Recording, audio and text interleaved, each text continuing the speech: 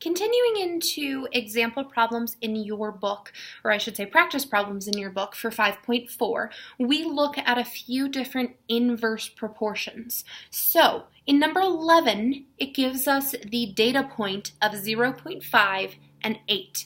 Now, that is the x and the y coordinates on a graph that they gave us. However, they could have just as easily given us a data chart with those values.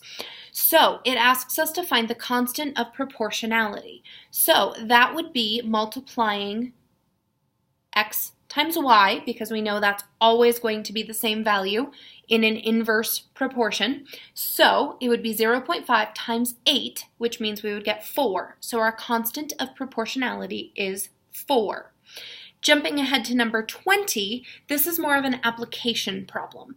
And I actually didn't totally use the constant or the inverse proportionality. I recognized it and then used logic from there. So I guess I did use it, but not as overtly as I could have. So it said that there was an inverse proportion on the amount of time it would take to download something.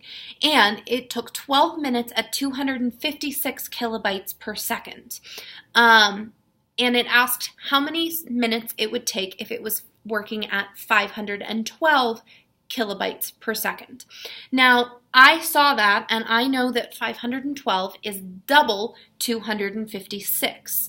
And since that number times the number of minutes has to equal the same as this, therefore, it would be 6 minutes because 6 is half of 12.